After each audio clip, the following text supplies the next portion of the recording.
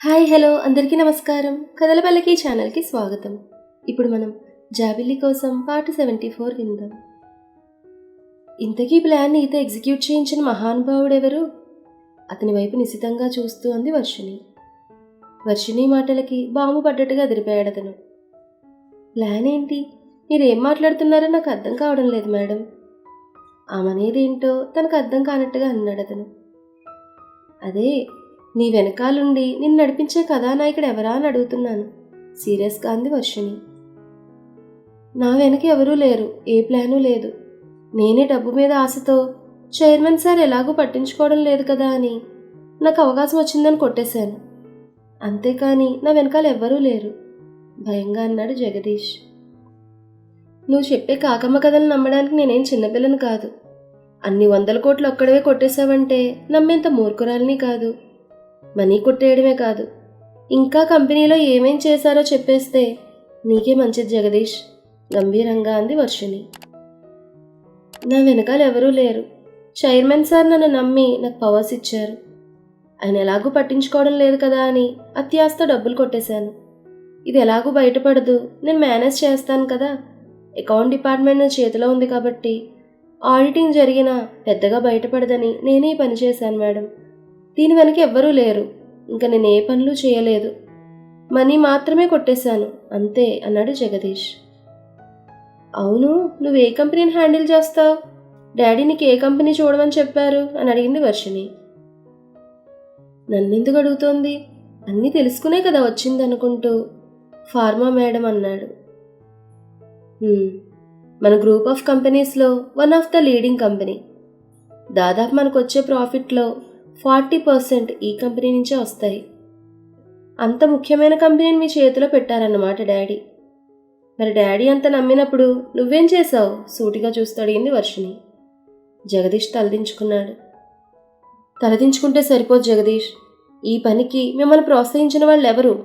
అది చెప్పేస్తే మిమ్మల్ని వదిలేస్తాను. ఎటువంటి కేసు పెట్టను, ఎందుకంటే నా డబ్బులు నేను తీసేసుకున్నాను కదా అంది. ఆ విషయం జగదీష్ కూడా తెలుసు. అందుకే ఆమె ఏమీ చెయ్యలేదన్న ధీమాతో ఉన్నాడు తను. తన వెనుకున్న వాళ్ళ గురించి చెప్తే వాళ్ళు తన ప్రాణాలు తీయడానికి కూడా వెనుకాడరు. నేను డబ్బు మాత్రమే కొట్టేశాను అనుకుంటోంది. కానీ అసలు విషయం తెలిస్తే ఇంకేమైనా ఉందా? తెలిస్తే జైలుకు పంపిస్తుంది. ఓ 3-4 నెలలుంటే బెయిల్పై వచ్చేయచ్చు. కానీ వాళ్ళు మాత్రం తను అస్సలు వదలరు. తను నీ పని చెయ్యమని, అందుకు కోట్లలో డబ్బులు ఇస్తామని. పైగా ఇప్పుడు చైర్మన్ గారు కూడా సరిగ్గా పట్టించుకోవడం లేదు.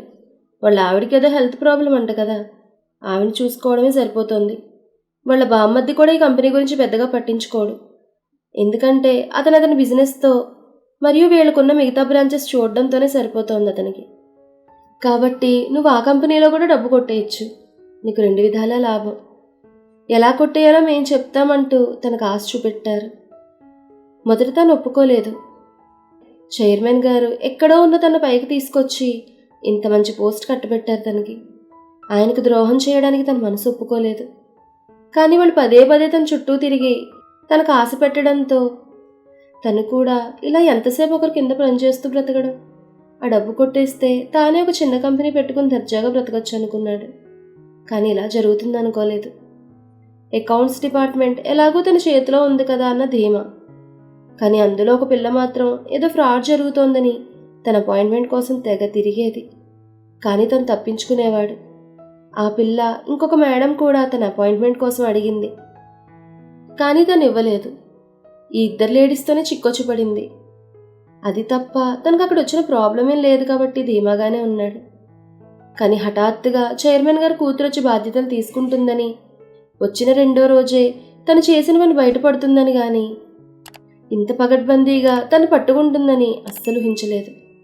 ఈ విషయం తెలియగానే మొదట అండర్ గ్రౌండ్కి వెళ్ళిపోయాడు. ఆ రోజే విదేశాలకు పారిపోతే దొరికిపోతాడు. ఎయిర్పోర్ట్లో వీళ్ళకున్న పలుకుబడితో కనిపెడతారనుకున్నాడు. నెమ్మదిగా తర్వాత రోజు వెళ్తే ఎవరూ పట్టుకోలేరు. తను లోకల్లోనే ఉన్నాడనుకుంటారు. మహా అయితే కేసు పెడతారేమో, పోలీసులు తన కోసం వెతుకుతారు. తను అప్పటికి పారిపోయి ఉంటాడు, వాళ్ళకు దొరకడు. మెల్లగా తన ఫ్యామిలీని కూడా పిలిపించుకుని విదేశాల్లో సెటిల్ అవ్వచ్చు అనుకున్నాడు. కానీ ఇదిగో ఇలా కిడ్నాప్ చేసి తీసుకొచ్చి ఇలా ఒళ్ళు హోనం చేస్తారనుకోలేదు. జగదీష్ ఇలా ఆలోచిస్తుండగా, చెప్పండి అడుగుతుంటే ఆలోచిస్తారే, ఎలా తప్పించుకోవాలనా అని అడిగింది వర్షిణి. నా వెనుక ఎవరైనా ఉంటే కదా మేడం చెప్పడానికి. నిజం చెప్తున్నాను, ఎవ్వరూ లేరు. నేనే అత్యాశతో డబ్బులు కొట్టేశానంతే అంటూ నమ్మబలిగాడు జగదీష్. ఓ, రుజువులు లేవు కదా, తనేం చేస్తుందిలే, డబ్బు కూడా వెనక్కి తీసేసుకుందన్న ధీమాలో ఉన్నట్టున్నా. డబ్బులు కొట్టేశామని కేసు పెట్టను, కానీ కంపెనీ రహస్యాలు లీక్ చేసి మాకు కొన్ని వేల కోట్లు నష్టం చేకూర్చే పని చేశామని కేసు పెడతానంటున్న వర్షిని చటుక్కున ఆగిపోయింది. అవును, తను ఎంతసేపు కూడా ఇతను డబ్బు కొట్టేశాడనే ఆలోచిస్తోంది. మరి ఈ దిశగా ఎందుకు ఆలోచించలేదు? ఇతనొక్కడే ఇంత ధైర్యం చేయడు కదా. అవును, ఆ రోజు మీటింగ్లో ఫార్మా కంపెనీ రీసెర్చ్ మేనేజర్ చెప్పింది కదా, రీసెర్చ్ చేయడానికి ఫండ్స్ ఇవ్వడం లేదని, అన్ని రీసెర్చ్లో ఆపేయమని ఆర్డర్స్ ఇచ్చారని చెప్పింది. పైగా సేల్స్ డిపార్ట్మెంట్ వాళ్ళు కూడా తమ కంపెనీ సేల్స్ పడిపోయాయని, మన కంపెనీ మెడిసిన్ వాడితే సైడ్ ఎఫెక్ట్స్ వచ్చి మరిన్ని రోగాలు వస్తున్నాయని, ఒకరిద్దరు చనిపోయారని రూమర్ స్ప్రెడ్ చేస్తున్నారని చెప్పారు కదా. దీని వెనుక తమ కంపెనీని దెబ్బతీయాలన్న కుట్ర దాగుందన్నమాట. మరి ఇదెందుకు తనకు గుర్తులేదు అంటూ తాను తిట్టుకుంది వర్షిణి. నువ్వేం చేసావో నాకు అర్థమైందిలే. నీకు నువ్వుగా దీని వెనకాల ఎవరున్నారు, నీ ప్లాన్ ఏంటి అదంతా చెప్పేశావనుకో, నిజంగానే నీ మీద కేసు పెట్టను, నిన్నేం చేయను, వదిలేస్తాను.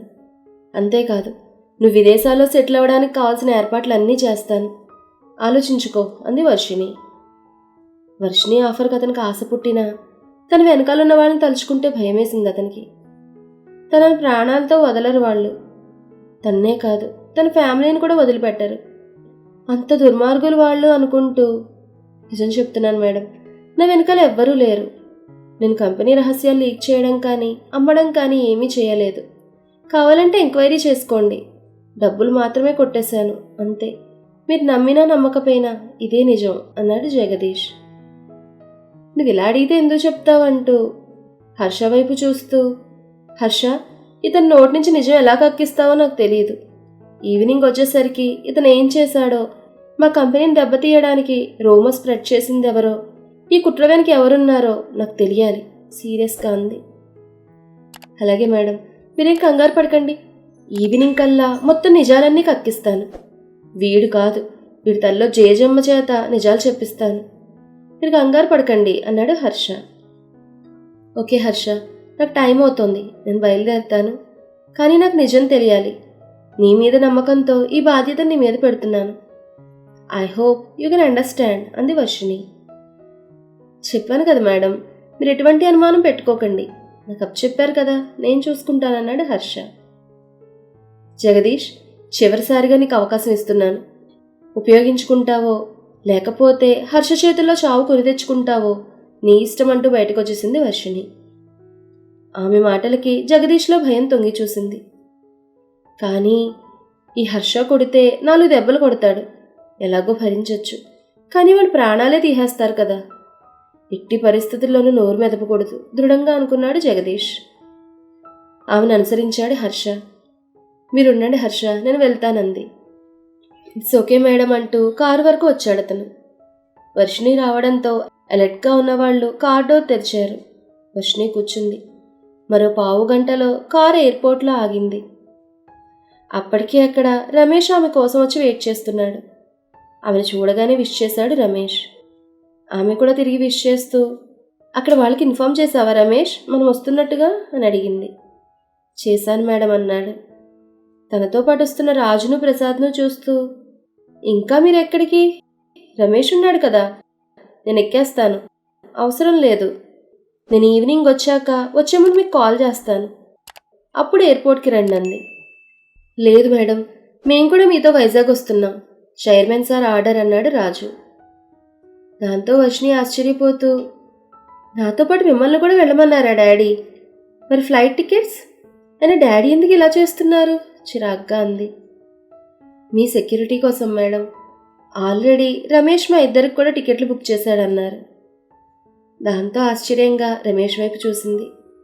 తను చెప్పకుండానే ఎలా బుక్ చేశాడా అన్నట్టు. చైర్మన్ సార్ ఫోన్ చేసి చెప్పారు మేడం అన్నాడు రమేష్. డాడీకి ఎలా తెలుసు రమేష్ ఫోన్ నెంబర్? అయినా తనకు చెప్పకుండా ఏర్పాట్లు చేయడం ఏంటి అనుకుంది. మళ్ళీ అంతలోనే, ఇన్ని సంవత్సరాల నుంచి పెద్ద ఎంఫైర్ నడిపిస్తున్నారు డాడీ. ఇక్కడ ఏం జరిగినా చటుక్కుని తెలుసుకుంటారు. అలాంటిది డాడీకి నా పిఏ గురించి వివరాలు తెలుసుకోవడం పెద్ద విషయమా? ఇంత అలర్ట్గా ఉన్న డాడీ కంపెనీలో జరుగుతున్న ఫ్రాడ్ని ఎందుకు కనిపెట్టలేకపోయారు అనుకుంది. మళ్ళీ ఇంతలోనే తల్లి ఆరోగ్యం బాలేదని, తల్లి ఆరోగ్యం కంటే తండ్రికి ఏది ముఖ్యం కాదని గుర్తొచ్చింది. దాంతో ఇంక వర్షిణి ఏం మాట్లాడలేదు. తన సెక్యూరిటీ గురించి ఎందుకింత భయపడుతున్నారు అన్న ఆలోచనలో పడింది. మరో అరగంటకి ఫ్లైట్ అనౌన్స్మెంట్ వినిపించడంతో చెక్ ఇన్ అయి ఫ్లైట్ ఎక్కారు. రాజు ప్రసాద్ డేగ కళ్లతో అందరినీ పరిశీలిస్తున్నారు. ఎయిర్పోర్ట్ వరకు వచ్చిన సెక్యూరిటీ కార్లు వెళ్ళిపోయాయి. వాళ్లకు తెలియకుండా వీళ్ళనే ఫాలో అయి వచ్చిన కారు కూడా వెనుతిరిగింది. ఒకచోట కారు ఆపి అందులో ఉన్న వ్యక్తి ఫోన్ చేశాడు. అవతల వ్యక్తి ఫోన్ ఎత్తాడు. మీరు చెప్పినట్టే వర్షిణి మేడంని ఫాలో చేశాను సార్. మేడం సరాసరి ఎయిర్పోర్ట్కి వెళ్ళలేదు. మధ్యలో ఒక చోట ఆగారు. ఒక పావు గంట ఉండి మళ్ళీ ఎయిర్పోర్ట్కి వెళ్ళారు. తను చూసిందంతా రిపోర్ట్ చేశాడు. అవునా, ఎయిర్పోర్ట్కి వెళ్లకుండా మధ్యలో ఎందుకు ఆగింది అనుకుంటూ, సరే నువ్వు ఫాలో అయినట్టు ఎవరు కనిపెట్టలేదు కదా అని అడిగాడు. లేదు సార్, ఎవరూ కనిపెట్టలేదు. నేను వాళ్ళకి చాలా దూరంలో ఉన్నానన్నాడు ఆ కారులో వ్యక్తి. Very good. నువ్వు మాత్రం తను ఎక్కడికి వెళ్ళినా ఏం చేస్తున్నా వాళ్ళ సెక్యూరిటీకి తెలియకుండా ఫాలో చేయి. ఎప్పటికప్పుడు నాకు రిపోర్ట్ చేస్తుండన్నాడు. అలాగే సార్ అంటూ ఫోన్ పెట్టేశాడు అతను. వర్షిణి ఎయిర్పోర్ట్కి వెళ్లకుండా మధ్యలో ఎందుకు ఆగిందబ్బా అన్న ఆలోచనలో పడ్డాడు ఫోన్ రిసీవ్ చేసుకున్న వ్యక్తి. మరి ఆ తర్వాత ఏం జరిగిందనేది నెక్స్ట్ ఎపిసోడ్లో తెలుసుకుందాం. ఈ కథ మీకు నచ్చితే లైక్ చేయండి, షేర్ చేయండి, కామెంట్ చేయండి. అలాగే మన కథల పల్లకి ఛానల్ని సబ్స్క్రైబ్ చేసుకుని పక్కనే ఉన్న బెల్ ఐకాన్ని క్లిక్ చేయడం మాత్రం మర్చిపోకండి.